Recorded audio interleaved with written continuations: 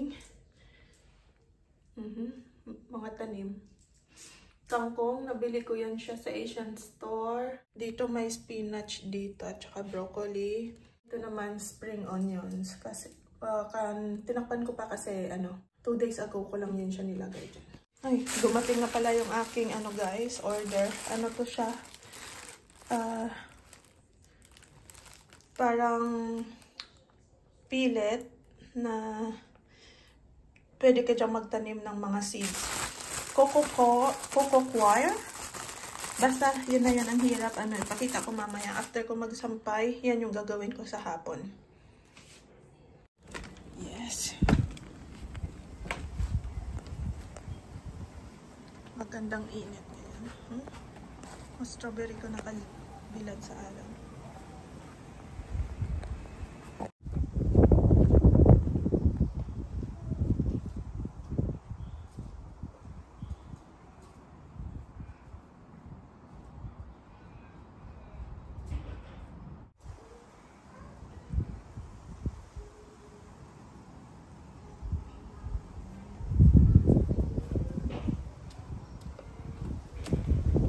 Wala yung strawberries na nabili ko last time sa marketplace.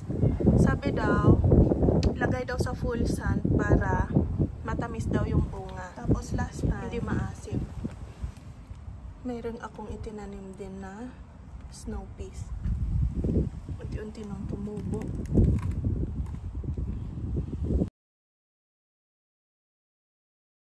Yung ko siya muna tinanim dahil sa palibot puros pa mga damo. Tapos yan pa, yung black na yan, tataniman ko pa yan, ililipat ko yung strawberry dyan. Nakita namin yan sa nung nagda-dumpster dive kami.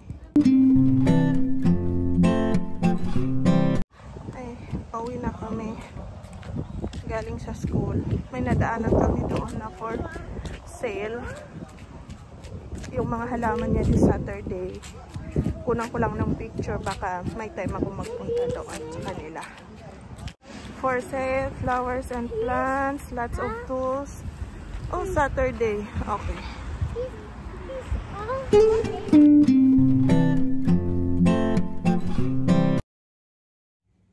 Okay, so ito na nga guys.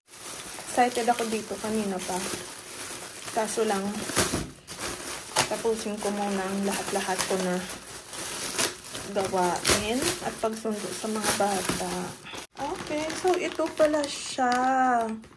Ang gagawin dito, iaano siya, ibababad sa tubig.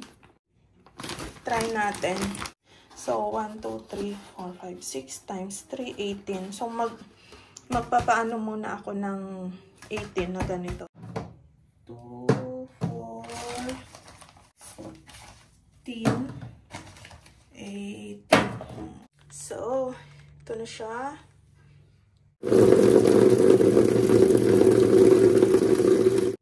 Wait lang natin ng ilang minutes para ma-absorb niya yung tubig. Tapos aalsayan siya. From flat, ganito siya ka-flat. Tapos ganito na siya ngayon. Halos times 3. So ito na guys, yung pinaka malaki niya. Na-absorb niya na lahat ng water. Lilipat ko na lang siya dito. Patayo ganito. And then, tsaka ako maglalagay ng mga seeds.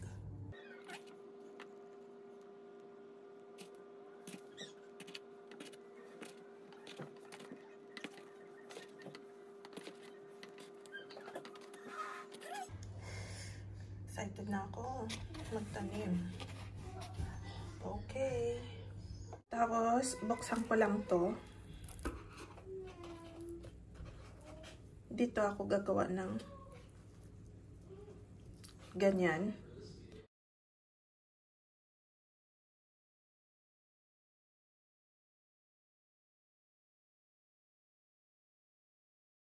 Ito yung cover niya. Biodegradable yan siya. So, makakalabas lang yung roots dyan ng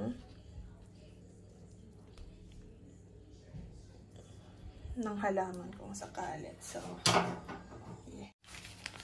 Ito guys, yung mga pinang-save ko.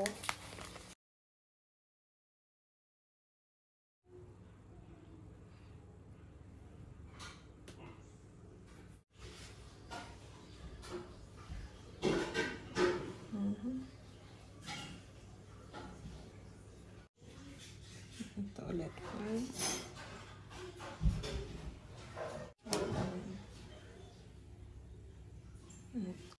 Ito.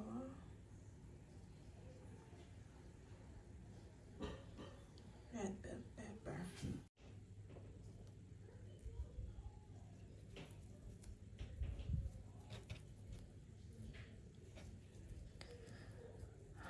Okay. So, yun na guys. Ready na sila. Lagyan ko na lang yung flavor dito kung anong nilagay ko na seeds. Tapos ilagay ko doon sa kwarto namin. Doon nakatapat yung araw. Sa umaga at saka sa tanghali. Tapos bell. Tapos yung date ngayon is, ano ba ngayon? 27 or 26? Okay, 27. 7. So, may pangalan na to lahat, guys. Siyempre, kulang nakakaintindi. Okay, nakahilera na dyan lahat. Yung ating pinapa-germinate. So, ito yung pinakabago. Ito, may nakita na ako yung broccoli ko dito parang tutubo na eh. Yung kangkong, yung iba, nalalantang. So, ito guys, spring onions. Tapos, dyan, sumisikat yung araw pag umaga. Kaya, maganda yung location dito. Until next time, guys. Goodbye muna for today. Thank you for watching my vlog.